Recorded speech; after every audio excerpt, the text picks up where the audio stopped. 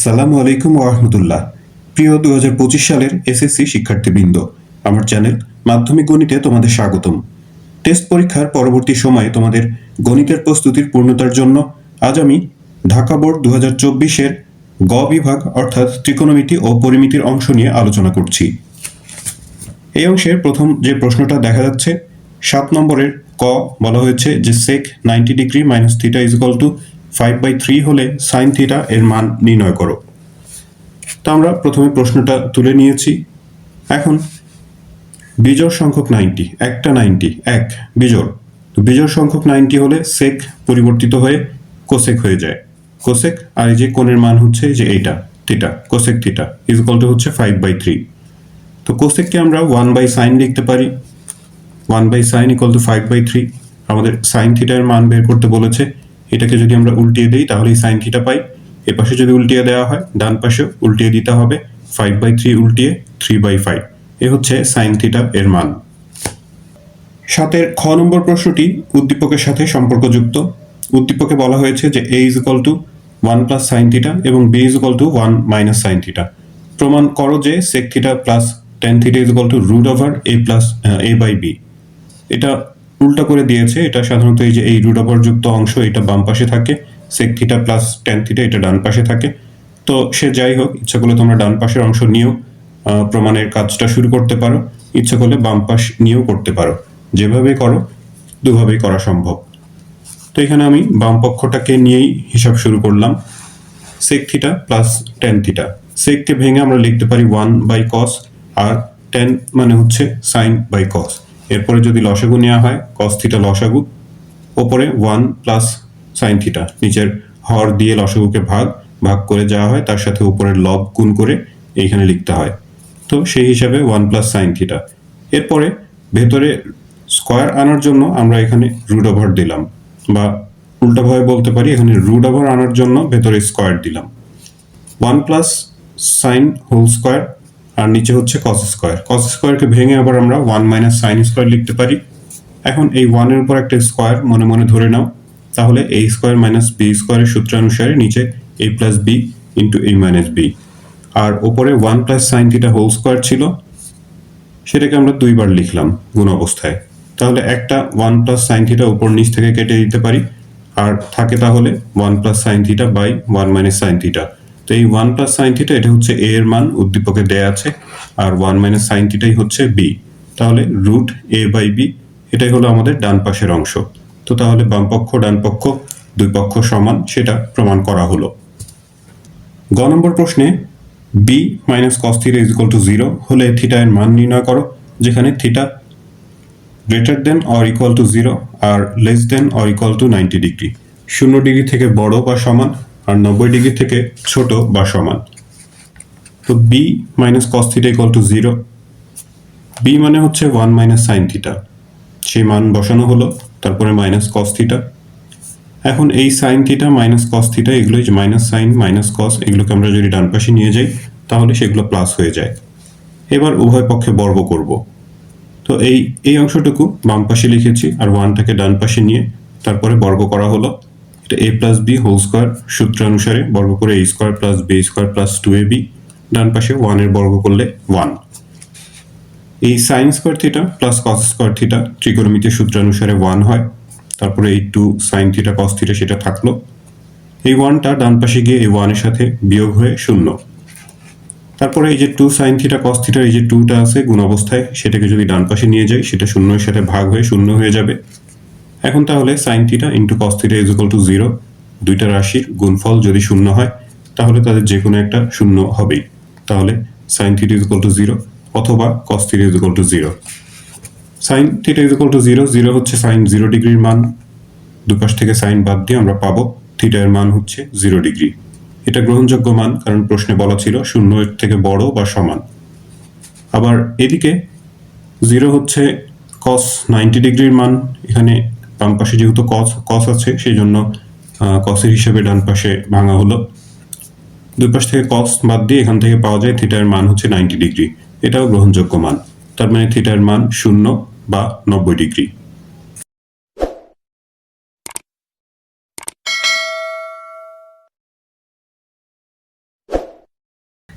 8-এর ক নম্বর প্রশ্নে বলা হয়েছে যে একটা গাছের উচ্চতা ও ছায়ার অনুপাত √3:1 হলে গাছের উন্নতি কোণ নির্ণয় করো। উচ্চতা আর ছায়ার অনুপাত হচ্ছে √3:1। তাহলে উন্নতি কোণ কত ডিগ্রি সেটা বের করতে বলেছে। তো গাছের উচ্চতা, এখানে একটা চিত্র এঁকেছি ABC, এটা হচ্ছে গাছ AB আর তার ছায়া দৈর্ঘ্য হচ্ছে BC। তো অনুপাত দেয়া আছে হলো √3:1। গাছের উচ্চতা যদি √3 হয়, অনুপাত হচ্ছে তার ছায়ার দৈর্ঘ্যের অনুপাত হলো √3:1।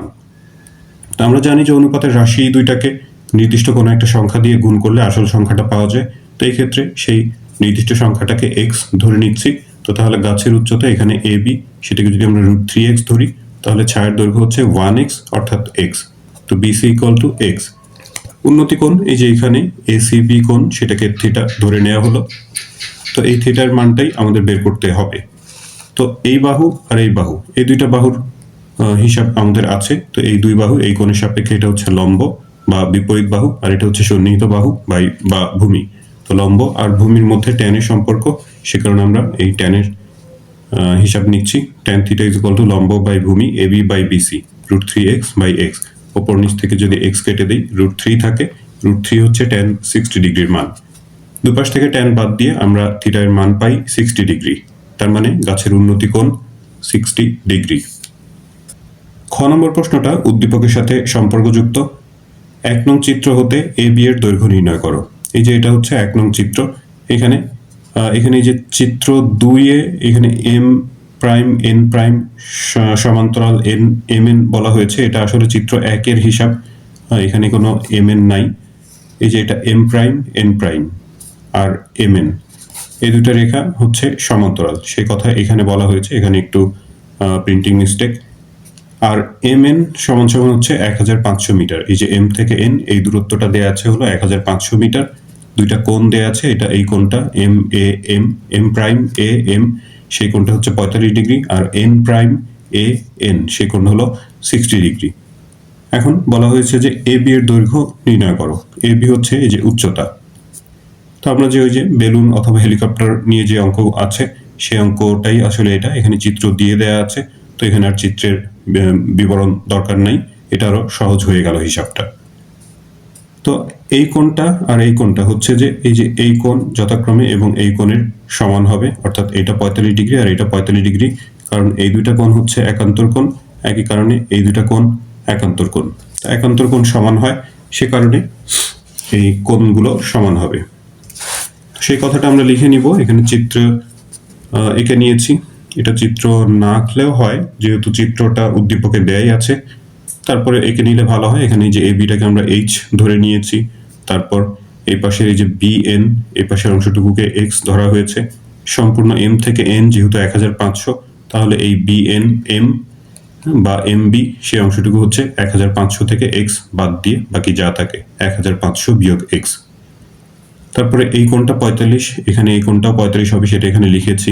একইভাবে এই যে এই দুইটা 60 ডিগ্রি, সেই কথাগুলো এখানে লেখা হয়েছে যে MN হচ্ছে 1500 মিটার, কোণ AMB আর কোণ MAM', সেই দুইটা কোণ 45 ডিগ্রি, কারণ এই দুইটা কোণ পরস্পর একান্তর কোণ। একইভাবে ANB কোণ আর হচ্ছে NAN', সেই দুইটা কোণও 60 ডিগ্রি। আমরা ধরে নিচ্ছি যে AB যেটা বের করতে বলেছে সেটা হলো H, আর BN এই দূরত্বটা, এটাকে X ধরে নেওয়া হলো। তাহলে BM এই যে এতটুকু, সেটা হচ্ছে 1500 থেকে X বিয়োগ, অর্থাৎ এই সম্পূর্ণ MN থেকে BN বিয়োগ। এখন চিত্রের যে ডান পাশের ত্রিভুজটা আছে ABN ত্রিভুজ, সেখানে 60 ডিগ্রি উন্নতি কোণ, সেই কোণের সাপেক্ষে লম্ব আর ভূমি সম্পর্ক নিচ্ছি আমরা, কারণ এখানে লম্বটা হচ্ছে H আর ভূমিটা হলো X। এই H আর X এই দুটার মধ্যে আমরা সম্পর্ক তৈরি করব। তো এখানে যদি r গুণন করা হয়, r গুণন, হ্যাঁ আংশিক r গুণন বলতে পারি, x-টাকে এ পাশে নিয়ে আসা হলো আর √3টা এ পাশে গিয়ে ভাগ, তাহলে x = হচ্ছে h/√3। আমাদের h এর মান বের করতে হবে। আমরা প্রথম ধাপে x এর মান বের করলাম, তাহলে পরবর্তী ধাপে x এর মানটা সেখানে বসিয়ে h এর মান পাবো। দ্বিতীয় ধাপে ত্রিভুজ বাম পাশের যে ত্রিভুজটা, ত্রিভুজ ABM সমকোণী ত্রিভুজ, সেখান থেকেও ওই tan এর সম্পর্ক। এই ক্ষেত্রে উন্নতি কোণ হচ্ছে 45 ডিগ্রি, লম্ব AB আর ভূমি হচ্ছে এখানে BM অর্থাৎ 1500 বিয়োগ x আর AB হলো h। এখন যদি r গুণন করা হয় তাহলে আমরা পাবো h equal to 1500 minus x। x এর মান আমরা এই যে প্রথম ধাপে যে x এর মান বের করেছিলাম h বাই √3 সেই মানটা বসানো হলো, সেটা h যুক্ত পদ, যেহেতু আমরা h এর মান বের করব h যুক্ত পদগুলোকে একপাশে নিয়ে আসলাম, নিয়ে এসে এই দুটো লসাগু নিয়ে যোগ করলে এরপরে r গুণন করলে এই যে √3টা ডান পাশে গিয়ে 1500 সাথে গুণ হলো আর এখানে একটা h কমন নিয়ে আমরা পাই √3 প্লাস 1। সবশেষে h is equal two √3 plus 1 এখানে গুণ অবস্থায় আছে, ডান পাশে নিয়ে গেলে সেটা ভাগ হয়ে যায়। এই অংশটুকু একবারে ক্যালকুলেটরের মাধ্যমে হিসাব করে আমরা h এর মান পাচ্ছি 950.962 প্রায়, অর্থাৎ AB এর মান হচ্ছে এই 950.962 মিটার প্রায়। 8 এর গ নম্বর প্রশ্নটা এই যে এই 2 নম্বর চিত্র থেকে PQ খুঁটির উচ্চতা নির্ণয় করো। তার মানে এই যে PQ এটা হচ্ছে একটা খুঁটি, এই খুঁটির দৈর্ঘ্য বা উচ্চতা সেটা বের করতে বলা হয়েছে। এখানে এই যে ভূমির Q থেকে S এই দূরত্বটা দেয়া আছে হলো 15 মিটার, এখানে এই যে চিহ্ন দেয়া আছে তার মানে PR এই অংশটুকু ভেঙে এ পাশে এসেছে RS, PR আর RS সমান, সেটা দৈর্ঘ্য অবশ্য দেয়া নেই, আর এই কোণটা দেয়া আছে হলো 60 ডিগ্রি। তো PQ খুঁটির উচ্চতা নির্ণয় করতে হবে। আমরা চিত্র এঁকে নিয়েছি, চিত্রটাকে একটু মডিফাই করেছি। এখানে যে দণ্ডায়মান অংশ সেটাকে x ধরা হয়েছে, সম্পূর্ণ উচ্চতা যেটা বের করতে হবে সেটাকে আমরা h ধরে নিয়েছি। তাহলে উপরের যে অংশটুকু ভেঙে এই পাশে এসেছে সেটা হলো সম্পূর্ণ উচ্চতা থেকে এই নিচের অংশটুকু বাদ, অর্থাৎ দণ্ডায়মান অংশ বাদ, অর্থাৎ h থেকে x মাইনাস, আর যেহেতু এই অংশটাই ভেঙে এই পাশে এসেছে তার মানে এটাও h মাইনাস x। তো সেই কথাগুলো আমরা এখানে আবার লিখেছি একটু, যে PQ খুঁটির দৈর্ঘ্য h মিটার মনে করি এবং QR হলো x, এই QR এটা হচ্ছে x মিটার, তাহলে এই উপরের PR অথবা RS সেটা হচ্ছে h মাইনাস x মিটার এর সমান। QS এই যে ভূমিতে যে রেখাটা দেখা যাচ্ছে ভূমি বরাবর QS সেটা 15 মিটার প্রশ্নে দেয়া আছে। QRS কোণ, এই QRS কোণটা, QRS এই কোণটা সেটা হচ্ছে 60 ডিগ্রি প্রশ্নে দেয়া আছে। তো এই ত্রিভুজটা থেকে খেয়াল রাখতে হবে যে কোণ কিন্তু এখানে সূক্ষ্ম কোণটা, তো এই কোণের সাপেক্ষে এই কোণ সংলগ্ন বাহুটা সবসময় হচ্ছে সন্নিহিত বাহু বা ভূমি, আর এই সূক্ষ্ম কোণের বিপরীত দিকে যে বাহুটা থাকে সেটা বিপরীত বাহু বা লম্ব, আর সমকোণের বিপরীত বাহুটাই হচ্ছে অতিভুজ সবসময়। tan 60 ডিগ্রি, এখানে tan এর অনুপাত নেওয়া হয়েছে কারণ এই কোণের সাপেক্ষে এটা লম্ব আর এটা ভূমি, লম্ব আর ভূমির মধ্যে tan এর সম্পর্ক, এই সম্পর্ক নিয়ে আমরা এখান থেকে x এর মান বের করব প্রথমে, এরপর আবার এই যে এই বাহুর সাথে এদিকের কোনো একটা বাহুর অনুপাত নিয়ে আমরা x এর মানটা সেখানে এই যে এখানে বসিয়ে তারপরে h এর মান বের করতে পারবো। তো প্রথম ধাপে আমরা x এর মান বের করব, এই কারণে এখানে tan এর অনুপাত নেওয়া হয়েছে, লম্ব বাই ভূমি 15/x আর tan 60 ডিগ্রির মান হচ্ছে √3। আর গুণন করলে এই যে এই xটা এ পাশে আসলো আর √3 ওই পাশে গিয়ে ভাগ, তাহলে x এর মান আমরা পাচ্ছি 15/√3। এবারে sin 60 ডিগ্রির মান, sin এর অনুপাত নেওয়া হচ্ছে লম্বের সাথে অতিভুজের সম্পর্ক, লম্ব 15 সেটা দেয়া আছে, ইচ্ছা করলে যেহেতু আমরা x এর মান অলরেডি বের করেছি ভূমির সাথে অতিভুজের সম্পর্ক নিয়েও করতে পারি, কিন্তু ভূমি অর্থাৎ x এর মান সেটা 15/√3 সেটা মানে ভগ্নাংশ হিসেবে লেখা হয়েছে ভগ্নাংশ আকারে, এই মান যদি আবার পরবর্তীতে এখানে বসানো হয় তাহলে হিসাবটা একটুখানি জটিল হয়ে যাবে। তো সেই কারণে এখানে যেভাবে হিসাবটা সহজ হয় সেটা মানে পরের ধাপে কি করতে হবে, পরের লাইনগুলোতে কি করতে হবে সেটা কিছুটা আগেই আমাদের চিন্তা করে নিয়ে তারপরে হিসাব করতে হবে, কাজ করতে হবে। তো sin 60 ডিগ্রি মান হচ্ছে √3/2, এ পাশে 15/h মাইনাস x, আর গুণন করলে √3 এর সাথে h মাইনাস x গুণ অবস্থায় লিখলাম, আর 15 দুগুণা ডান পাশে 30। x এর মান হচ্ছে 15/√3, সেই মানটা এখানে বসানো হয়েছে 15/√3, একই সাথে যে √3 গুণ করে দেওয়া হয়েছে √3 ইন্টু h, √3 ইন্টু x মানে হচ্ছে 15/√3।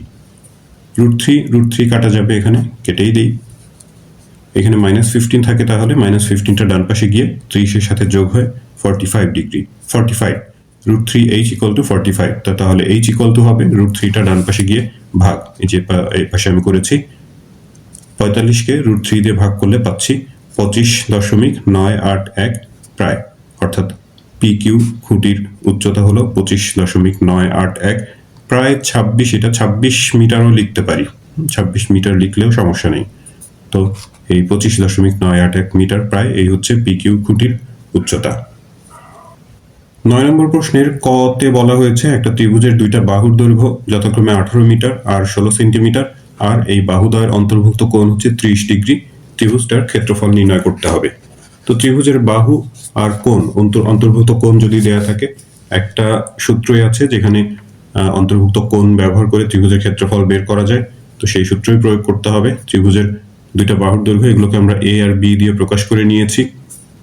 এ হচ্ছে 18 মিটার আর বি হলো 16 মিটার। যে কোনো একটাকে এ, যে কোনো একটাকে বি ধরলেই হবে। অন্তর্ভুক্ত কোণ theta is equal two 30 degree দেয়া আছে। তো ত্রিভুজের ক্ষেত্রফল সূত্র জানি আমরা যে half into A B sine theta. এ হচ্ছে 18, বি হলো 16, সাইন থিটা মানে হচ্ছে সাইন 30 ডিগ্রি। সাইন 30 ডিগ্রির মান হাফ। এখানে 2 এর সাথে 18 কেটে 9, 9, 16 আর হাফ সবকিছু গুণ করি। এখানে 2 এর সাথে আবার যদি 16 কাটি 8 হয়, 8 টং 72। সহজ হিসাব, বর্গ একক, বর্গ মিটার। এই ক্ষেত্রে এককের দিকে খেয়াল রাখতে হবে, যেহেতু ক্ষেত্রফল বের করতে বলা হয়েছে তাহলে এটা বর্গ একক হবে। যেহেতু বাহুর দৈর্ঘ্যগুলো মিটার এককে দেওয়া ছিল, তাহলে ক্ষেত্রফল হচ্ছে বর্গ মিটার। খ নম্বর প্রশ্নে সমবাহু ত্রিভুজটির ক্ষেত্রফল নির্ণয় করো। উদ্দীপকে প্রথম অংশে বলা হয়েছিল যে একটা সমবাহু ত্রিভুজের প্রত্যেক বাহুর দৈর্ঘ্য 3 মিটার বাড়ালে ক্ষেত্রফল 27√3 বর্গমিটার বেড়ে যায়। একটা সমবাহু ত্রিভুজ, সেটার বাহুর দৈর্ঘ্য দেয়া নাই, বলা হয়েছে যে 3 মিটার যদি বাহুর দৈর্ঘ্য বাড়ানো হয় তাহলে সেটার ক্ষেত্রফল বৃদ্ধি পায় 27√3 বর্গমিটার। বাহুর দৈর্ঘ্য দেয়া নাই, আমরা বাহুর দৈর্ঘ্য ধরে নিচ্ছি এ। তাহলে সমবাহু ত্রিভুজের ক্ষেত্রফল সূত্রানুসারে √3/4 a স্কয়ার বর্গমিটার। এখন বাহুর দৈর্ঘ্য যদি 3 মিটার বাড়ে, তাহলে এই যে ক্ষেত্রফলে যেখানে এ ছিল সেখানে 3 মিটার যেহেতু বৃদ্ধি পেয়েছে, তো a + 3 হয়ে যাবে সেটা বাহুটা, অর্থাৎ ক্ষেত্রফল সেই ক্ষেত্রে √3/4 a + 3 হোল স্কয়ার এরকম হবে। তো এটা হচ্ছে আগের ক্ষেত্রফল যখন বাহুর দৈর্ঘ্য a, আর এটা যখন বাহুর দৈর্ঘ্য a + 3 মিটার বৃদ্ধি পেয়েছে তখন ক্ষেত্রফল এটা। প্রশ্নে বলেছে যে 27√3 বর্গমিটার ক্ষেত্রফল বৃদ্ধি পায়। তার মানে এই ক্ষেত্রফলটা এই আগের ক্ষেত্রফলের থেকে 27√3 বর্গমিটার বেশি। তাহলে এখান থেকে এটা বিয়োগ করলে 27√3 হওয়ার কথা। তো আমরা সেটা প্রশ্ন মতে একটা সমীকরণ আকারে লিখলাম, √3/4 a + 3 whole square minus √3/4 a square is equal to 27√3। এই দুটো পদ এর সামনে √3/4 আছে, সেটা আমরা কমন নিলাম, তাহলে a + 3 হোল স্কয়ার আর এখান থেকে মাইনাস a স্কয়ার থাকলো। এই √3/4 বাম পাশে এটা গুণ অবস্থায় আছে, ডান পাশে নিয়ে গেলে সেটা ভাগ হওয়ার কথা, গুণ চিহ্ন দিয়ে একবারে উল্টিয়ে দেওয়া হয়েছে 4/√3।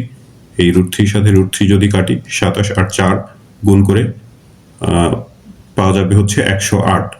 আর এইদিকে a + 3 হোল স্কয়ার, এটা সূত্র দিয়ে ভাঙা হয়েছে a square + 2ab + b square, তারপরে মাইনাস a স্কয়ার। ইচ্ছা করলে তোমরা এই যে এইটা পুরোটাকে a ধরে নিয়ে a স্কয়ার - b স্কয়ার সেই সূত্র প্রয়োগ করতে পারো। যেভাবে করো আনসার একই হবে। বাম দিকে a স্কয়ার আর মাইনাস a স্কয়ার কেটে আমরা এই 6a + 9 পাই, আর ডান পাশে হচ্ছে 27 আর 4 গুণ করে 108। 9 এ পাশে গিয়ে বিয়োগ, 108 থেকে 9 বিয়োগ করলে 99। সবশেষে a = 99 কে 6 দিয়ে ভাগ, 16.5। এ হচ্ছে তাহলে ত্রিভুজের বাহুর দৈর্ঘ্য। আমাদেরকে ত্রিভুজটার ক্ষেত্রফল বের করতে বলেছে। তো সমবাহু ত্রিভুজের ক্ষেত্রফল সূত্র প্রথমেই লিখেছিলাম √3/4 a স্কয়ার। এর মান আমরা বের করেছি 16.5, মান বসিয়ে স্কয়ার করে তার সাথে যে √3/4 ক্যালকুলেটরের মাধ্যমে একবারে যদি আমরা হিসাব করে দেই পাবো 117.888 বর্গমিটার প্রায়। আসন্ন মান লেখা হয়েছে, তাহলে একটা প্রায় লিখে দিলে এখানে আর নাম্বার কাটার কোনো সুযোগ থাকবে না। শিক্ষার্থী বন্ধুরা, এই 9-এর গ নম্বর প্রশ্নে বলা হয়েছে যে 1 ঘন সেন্টিমিটার লোহার ওজন 7.2 গ্রাম হলে পাইপের লোহার ওজন নির্ণয় করো। খুবই পরিচিত একটা প্রশ্ন।